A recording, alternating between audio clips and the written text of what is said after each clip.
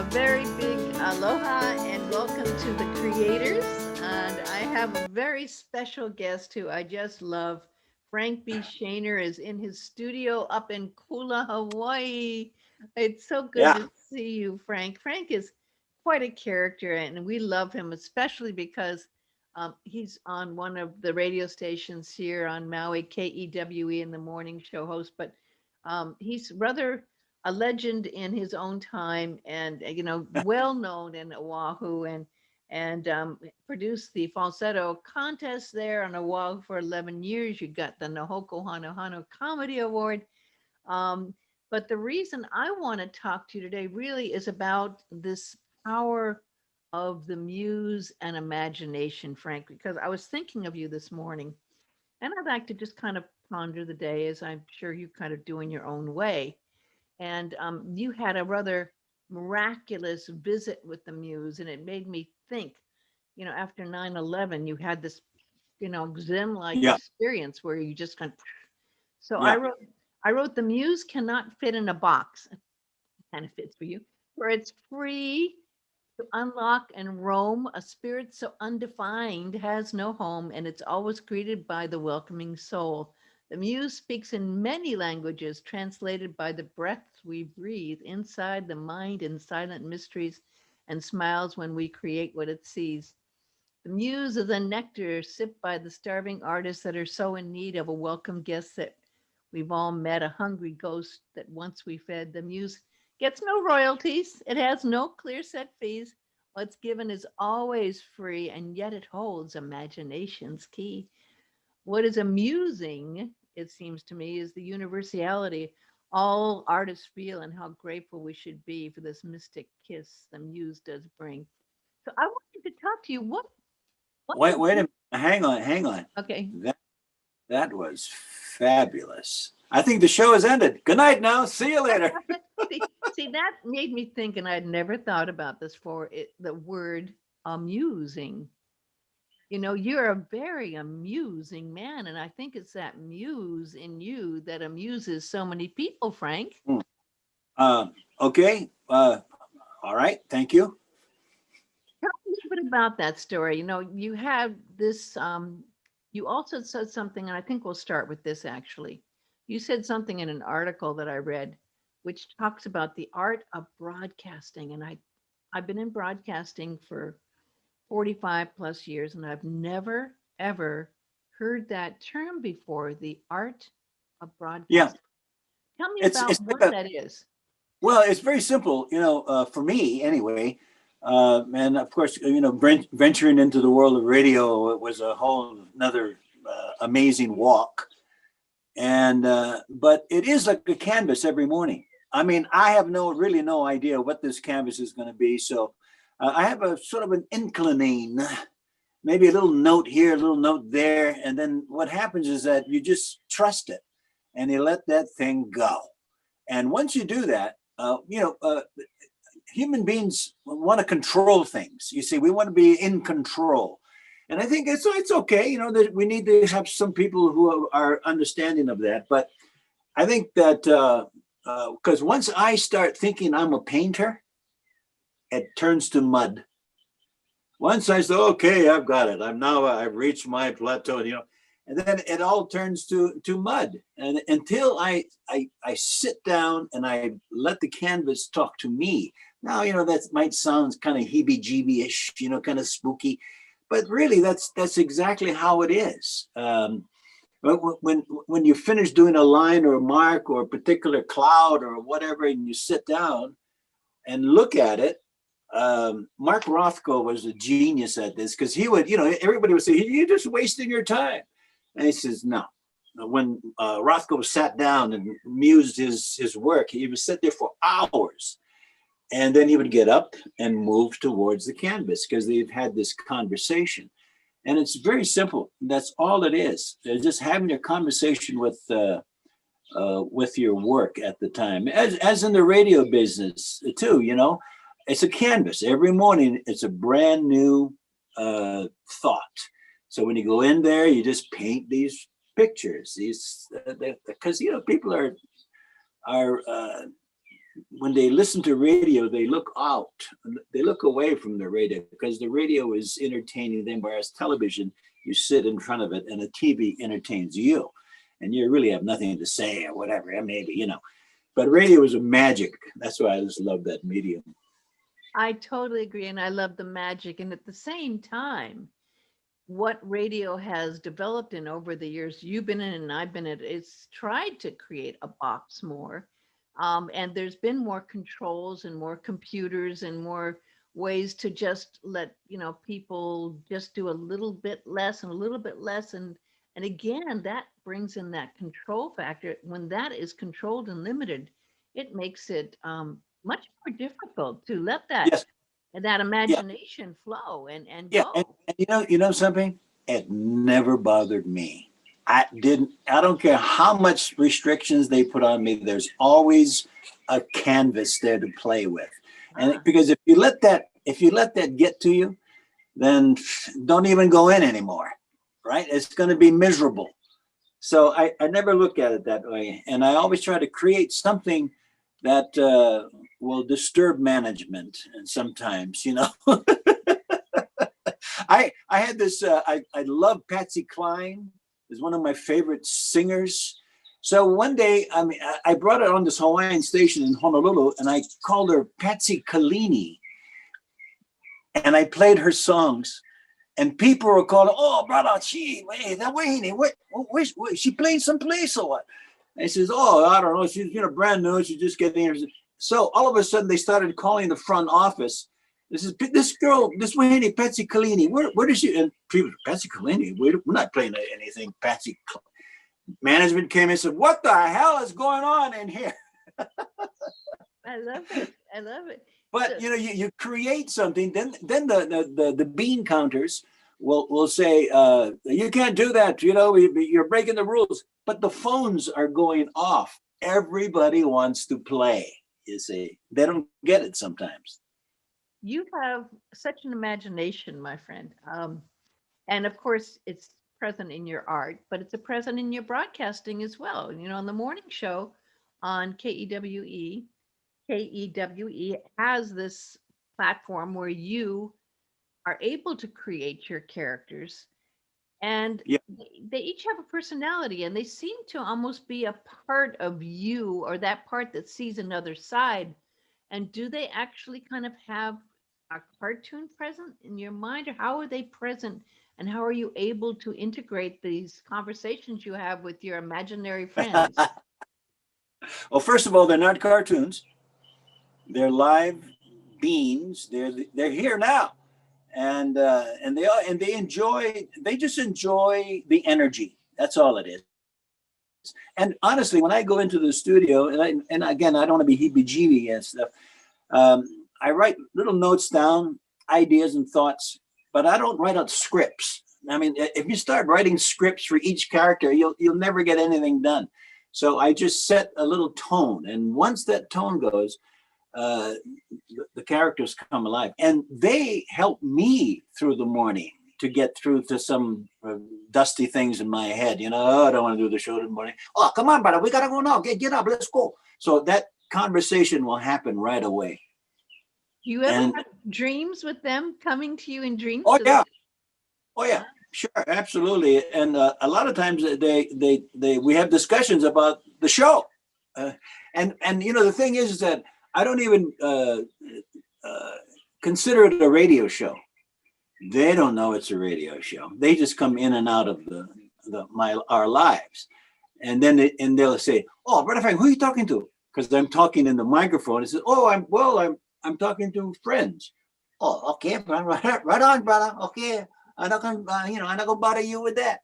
So, but you see, they don't know we're on the radio, so they just come in and out of the show, like, and they bring their lives in here and so forth. You know, does that It, make sense? it's very refreshing and rather unique to you. And through the years, people have come to appreciate your imagination. And the imagination is pretty amazing. At the same time, do you feel like you have to have maintenance for your imagination? That does it take a certain kind of feeding? You have to feed your Yes, imagination? Jack Daniels and wine and no. Um, something, I never had to do that because they got their own lives. Everybody brings something to the table. So I never really have to sit around and create, okay, Denise is going to do this, Kahu is going to do this, Kinky is going to do this, Malong is going to do this. No, they all, once a conversation starts, they all just play. They all want to play. Well, it's rather unique and amazing. And I'd like to get into your art because you're sitting in Kula right now. In Yes. your lovely home that's kind of like an art gallery. I was there and it's very whimsical as you are. And at the same time, as any art gallery, like Salvador Dali's art gallery, or any other art gallery of artists that have a whimsical sense about them, it's kind of hard to define at the same time because your art again does not fit in a box. And you seem to also have in your artwork different beings speaking. Some are boats and oceans, and some are guitars, and some are musical instruments. And do they also have different senses when they come through your art? Do you have different senses coming through your art? Good question. Yeah. I ponder that sometimes, and I really don't know the answer to that, honestly. It's just a matter of feeling again. It's all about feeling. Henry Capono, I asked Henry, brother, when you write your music, because he's written some remarkable stuff, he says, it's all feeling. It's how I look at a tree, how I look at a flower, or how somebody amuses me, or something of this nature, or just the lines and the curves and the squares and the circles. All of that comes in sometimes. There really isn't any particular path that I'll take. Like this girl here. I mean, Wow. This is just, it's a piece. I just love music. I love the shapes of, and Look at it. It's big. Hi. Wow, so that's music coming and you have the guitar fret. I assume that's a guitar. yeah, And yeah. and the stars and the music pouring out of on the keyboard there. And the stars on the other side. I haven't seen this. Is this a new piece, Frank? No, this is I would guess 6 months, 8 months. That's pretty new. You Yeah. you do art every day, don't you? Yeah, every day. It's constant, and if I don't have something going on the canvas or moving around, my mind starts to wander. So the canvas keeps me focused in life, actually, and everything. Because while I'm away, and I'm always thinking about the piece at home and what to do with it and so forth. And I do get lost within that whole context of that, and then trying to deal with everyday life. Well, that's a creative flow in a sense, but doing work every day also kind of puts an unspoken, I don't want to say, but time limit or pressure because there's that day and the next day is another day. So you must work on the same piece more than one a day, right? So you go to one piece and then work on it for a few days at a time. Yeah, right? sometimes I have three pieces going, and that way, if I can move around and go into various, how would you say, vortex. You come out of here, you walk into there, and then you come out, and you walk into this piece, and they're all different, which keeps my brains moist.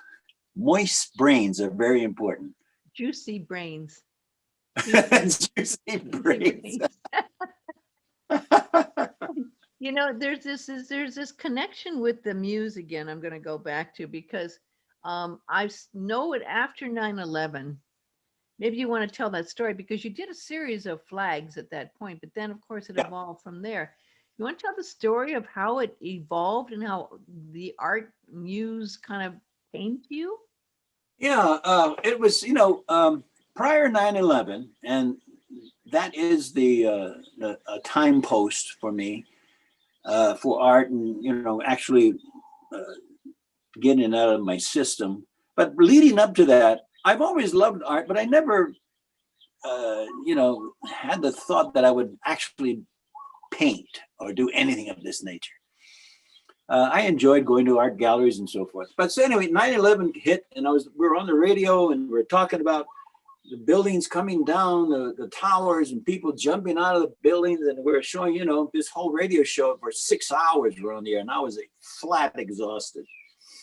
So I got in my car, just started driving around. I turned all the radio off. I don't want to hear it anymore. And I pulled into this art graphics in Honolulu and just started to buy paint and paintbrushes. I had never had any inclination of doing anything of that nature. So I said, okay, I'll just buy this stuff. I went home and I my apartment, I just started to paint, and I never stopped since. From that day, every day.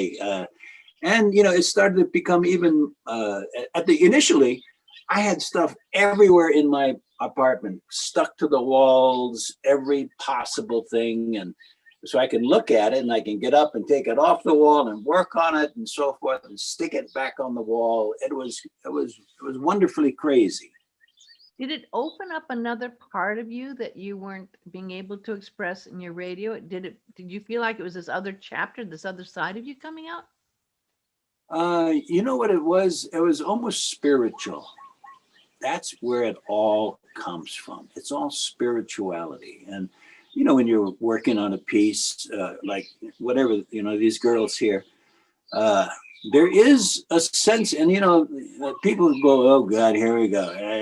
Well, this is what happened. There's a spiritual connection to the work you're working on. There really is. And there is. And sometimes it is speaking to you. I mean, it's not just a connection. That's when the canvas talks to you. That it is speaking to you constantly. Mm-hmm. I mean, I do that with my writing, and I've learned that every morning I write, every single morning, and I'm learning as I do it. And sometimes I read it back and I don't even realize that's what I'd written. Yes. And it's very interesting. I'm going to do sharing the screen now so people can see some of your art. Yeah. Okay. We're going to pick the iPad up, and right now I'm showing some of your artwork on from your website, Frank.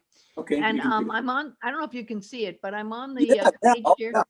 Yeah. I love these boats. Now these boats are very different than other things, but there is this amazing fascination you have with the ocean, and mostly when you do your boats there, your small boats going out on the water, sometimes out, sometimes tied. It seems to be a solitary journey pretty much with the boats. So well, very interesting. Yes. I look at sometimes boats as an island where we are, where you can get into the boat and just go. And I'll give you a good example of this. I don't know. I'm going to show you this piece where I'm going to go right now. Okay. Let me go back to the other screen then so we can see. There we go. Okay, now I can see. Yeah. Oh, I love that piece. Okay, let's finish this piece. Yep. This is the, I call this. Are you okay? Yeah, I'm okay. 3 wise koi. Oh. I painted this at Christmas, and it happened really quickly. Boom, boom, boom, boom, boom, boom. So I enjoy that. This is the new piece that this is a boat adrift, and you can come in close and pick up the waves. There you go. Okay. There's Frank on the boat. I see you there, Frank. Well, I'm telling you, I am very much part of that boat right there. It's almost like this is the ultimate social distancing. Okay. Yes. That's what they say. I totally agree. And so different than the colors on the greens and the koi and all that. Very it's Frank Matisse, it's got that, the water lilies done that way. And oh my gosh, that's the other side. You love these beautiful mountains, and you have quite a few that are done. Is that that looks more like a Oahu mountains? Yeah, right? Yes, this is Ka'ava. This is Chinaman's hat. And I used to live right here on the point. Oh, wow. And for years, just by myself in the ocean, I would go out paddle, and I Oh, would write. I wrote a lot of stuff there. I painted, and how nice. this Ka'ava is very spiritual place. How to be able to live right on the ocean like that in that beautiful place. Wow. For $800 a month. Oh, that is unheard of. Unbelievable. That is fantastic. Yeah. I yeah, the thing is you with all these creations, you kind of have to have a lot of space, don't you? Because you have so much. Look at Well, that. what happens is that Wow.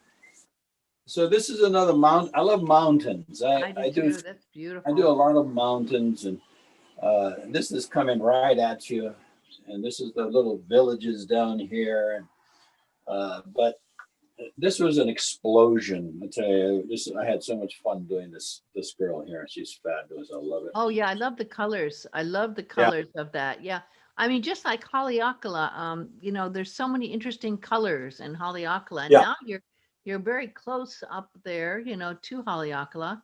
And you get that energy, that beautiful, wonderful energy and colors and light. Oh no.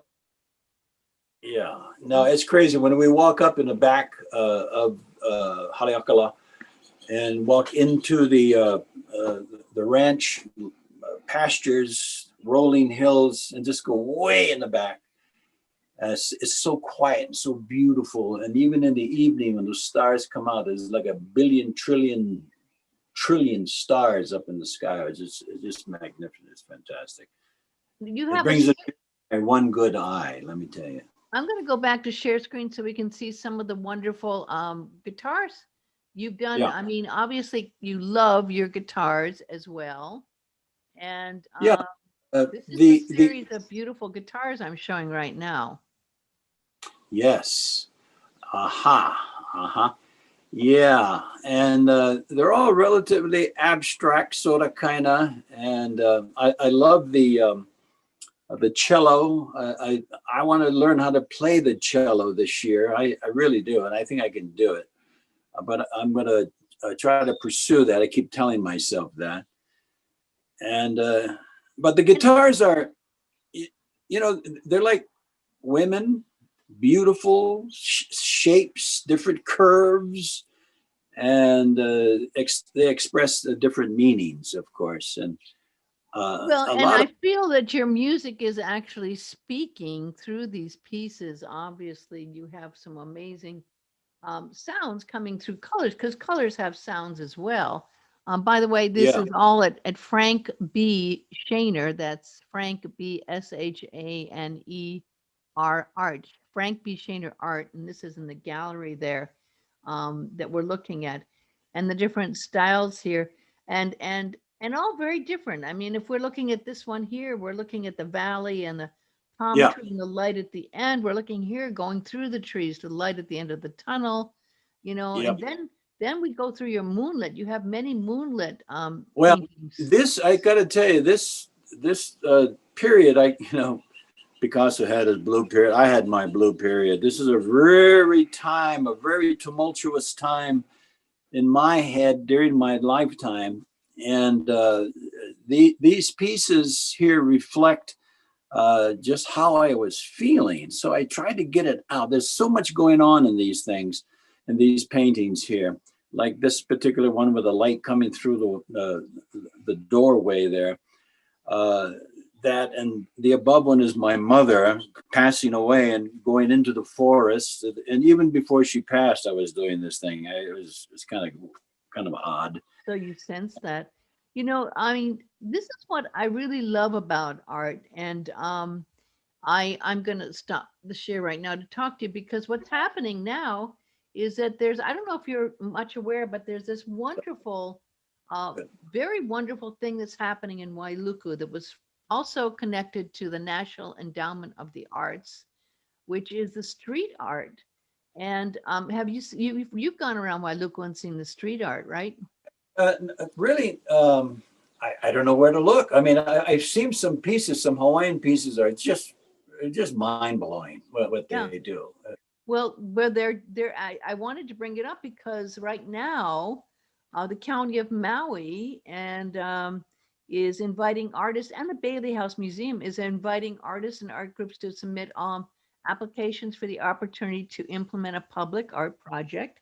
And it's part of the Small Town Big Art Project, which includes, I mean, some beautiful murals in Yeah. Wailuku that started with a man who just did that lovely piece that's on the corner of Market Street and Main Street there.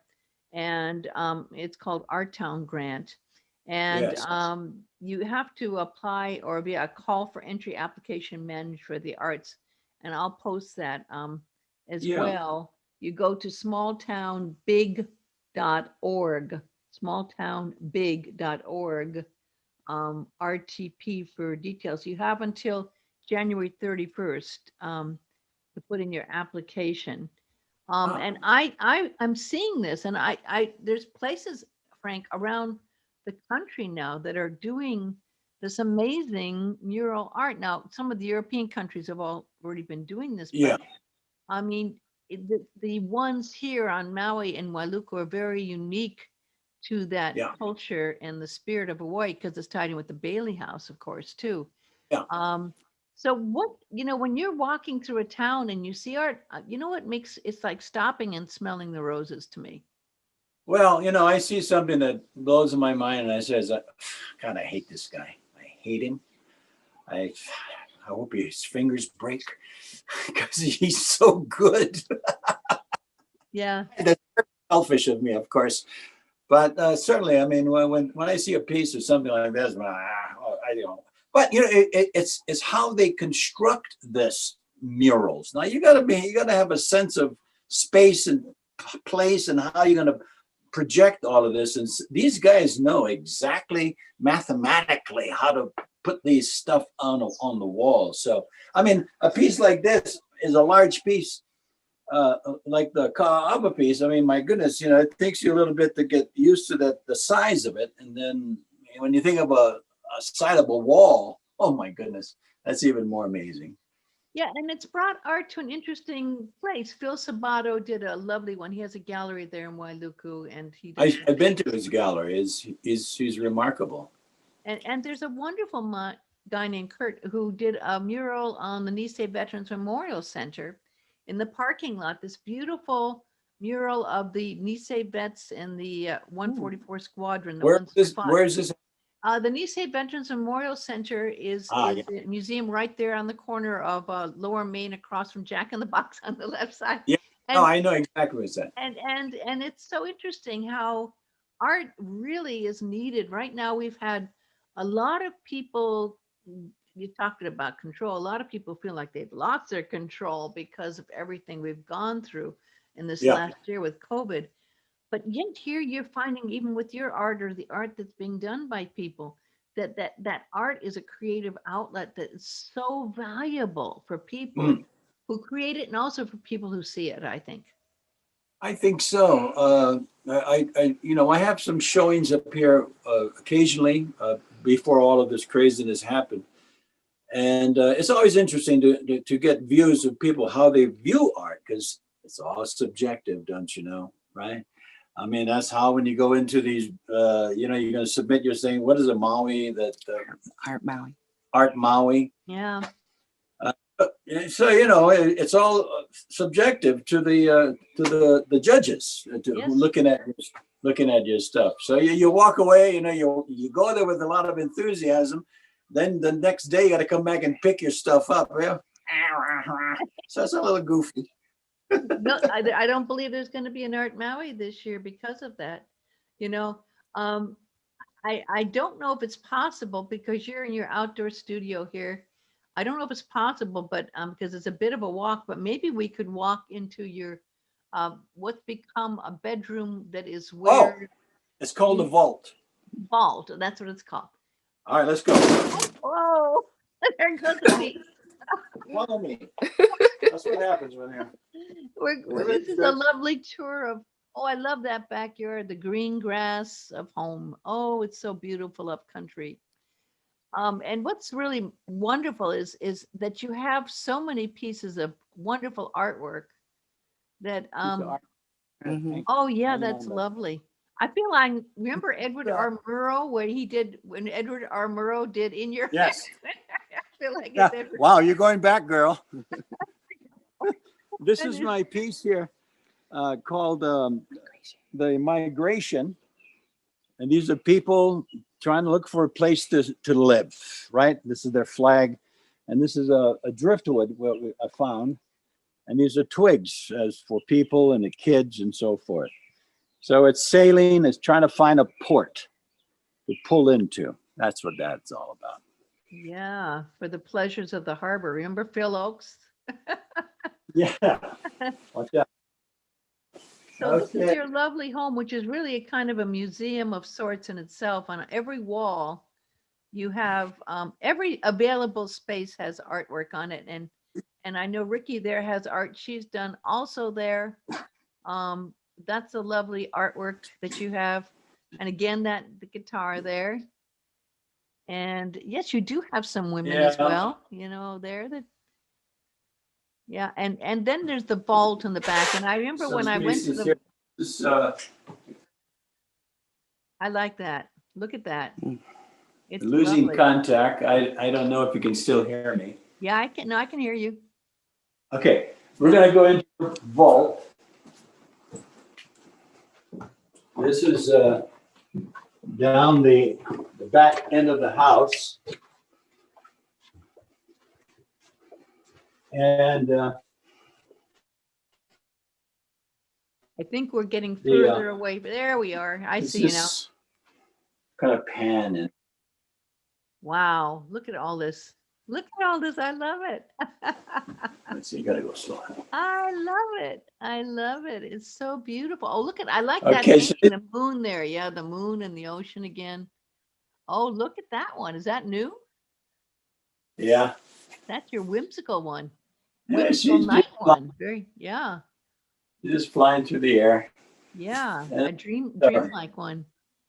That one with the moon wall on the of- water is so beautiful. Oh yeah, lovely.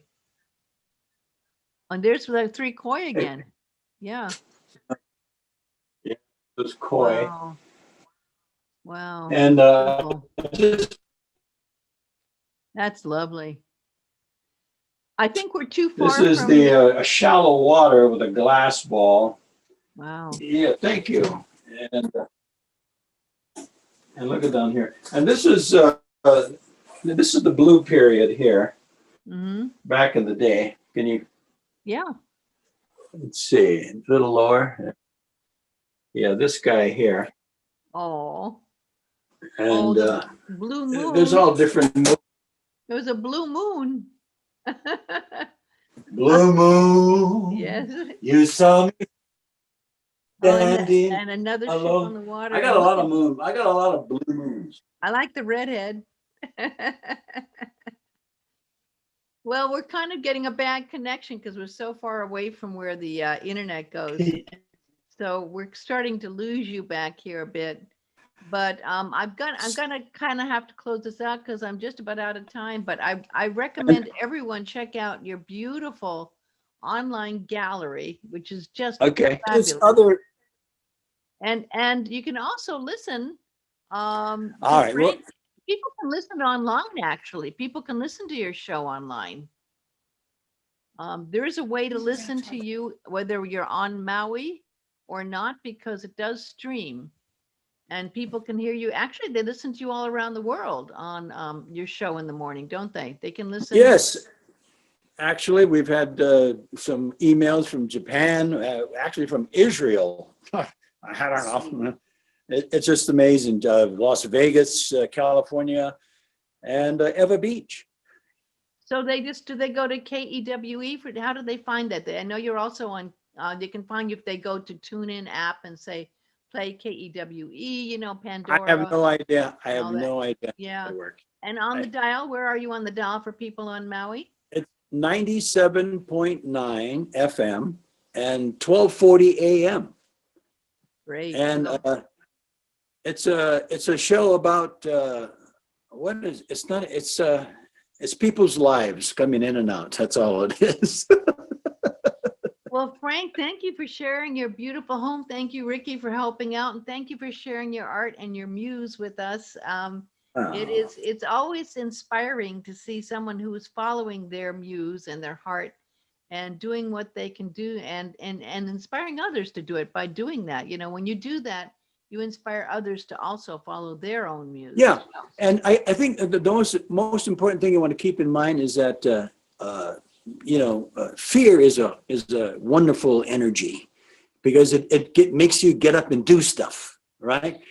So don't ever fear it. Oh, I can't paint it. No, it's all in us. It's in everybody. It's just a matter of getting up and grabbing a paintbrush and making a line on a canvas and sit down and just look at that line for an hour. It'll change. Anyway, that's a very, very wise statement. Embrace that fear and see what comes from it. And it's amazing how you get past it when you do embrace what's behind it, which is usually love. Behind it, there's always love, right? You always return to that. That's right. Absolutely right. Passion. Yes. Yes, that juicy part of your brain. Well, thank you so much, Frank. Big aloha to you and Ricky, and have a beautiful, beautiful day with lots of creative juices flowing. Thank you. Same to you. Aloha. Aloha.